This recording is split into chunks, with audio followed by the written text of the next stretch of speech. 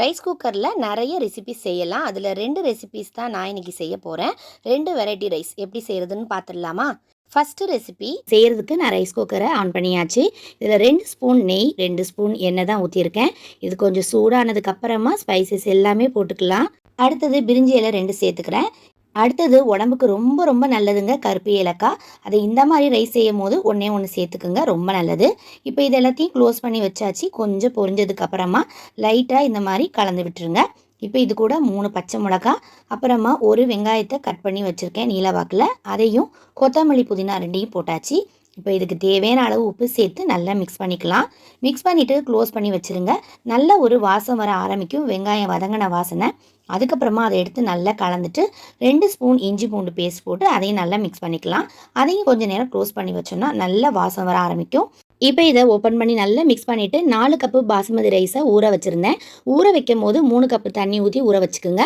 தேங்காய் பால் 4 கப்பு அளவுக்கு ஊற்றிட்டு இதை நல்லா கலந்துட்டு க்ளோஸ் பண்ணி வச்சிடலாம். இப்போ இது குக்கிங்கில் இருக்குது. இது நல்லா பாதி குக் ஆனதுக்கப்புறமா நம்ம ஒரு முறை அப்படியே கிளறிடணும். கிளறி விட்டதுக்கப்புறமா க்ளோஸ் பண்ணி வச்சிடலாம். இப்போ சூப்பராக இது ரெடி ஆகிடுச்சு. இது பாருங்கள், ரெடியாகி கீப் வார்ம்லேயே ஆயாச்சு. இப்படியே விட்டோன்னா நம்ம சாப்பிடும் போது எடுக்கும் போது சூடாகவே இருக்கும். இந்த பாஸ்மதி ரைஸ் எல்லாமே உடையாமல் நீளமாக வரணும்னா தண்ணியோட அளவு கரெக்டாக இருக்கணும். 1 கப்பு அரிசி போட்டிங்கன்னா 1.5 கப்பு தண்ணி ஊற்றிங்க, கரெக்டாக இருக்கும். சூப்பராக வெந்த அரிசி உடையாமல் சூப்பராக நீளமாக வரும். பார்க்குறதுக்கு அழகாக, சாப்பிட்றதுக்கும் சூப்பரான தேங்காய் பால் சாதம் ரெடி ஆகிடுச்சு. நீங்களும் ட்ரை பண்ணி பாருங்கள். 2வது ரெசிபி எப்படி செய்கிறதுன்னு பார்த்துடலாம். ஒரு வெங்காயத்தை கட் பண்ணி போட்டாச்சு. இப்போ இது கூட 2 பச்சை மிளகாவை சேர்த்தாச்சு. இது கூடவே 2 தக்காளியை கட் பண்ணி சேர்த்துருக்கேன். 1 ஸ்பூன் உப்பு, 2லேருந்து 3 ஸ்பூன் அளவுக்கு இஞ்சி பூண்டு பேஸ்ட்டு போட்டு நல்லா மிக்ஸ் பண்ணி எடுத்துக்கலாம். இதை நல்லா மிக்ஸ் பண்ணிவிட்டு ஒரு 5 நிமிஷத்துக்கு அப்படியே ஊற விட்டுருங்க. அப்போ தான் ஒன்றோட ஒன்று மசாலா சேர்ந்து சூப்பராக இருக்கும். இப்போ இதை நீங்கள் சாதாரண குக்கர்லேயும் செய்யலாம். ரைஸ் குக்கரில் தான் நான் இன்றைக்கி பண்ணுறேன். எண்ணெய் ஒரு 4லேருந்து 5 ஸ்பூன் ஊற்றிட்டு ஸ்பைசஸ் எல்லாம் போட்டாச்சு.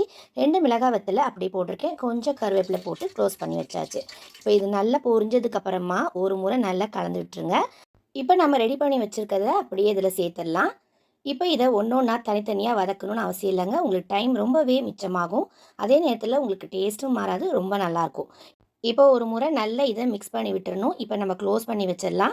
க்ளோஸ் பண்ணிவிட்டு ஒரு 2-3 நிமிஷம் கழித்து ஓப்பன் பண்ணி பார்த்தோன்னா நல்லா வதங்கியிருக்குங்க. இப்போ இதை திரும்பியும் ஒரு முறை நல்லா வதக்கி விட்டுடலாம். இப்போ இதில் ஒரு 2.5 ஸ்பூன் அளவுக்கு மிளகாய்த்தூள் சேர்த்துக்கிறேன். கொஞ்சமாக கரம் மசாலா தூள், ரொம்ப மசாலா இதுக்கு தேவைப்படாது. கொஞ்சமாக நீங்கள் மசாலாலாம் சேர்த்துக்குங்க.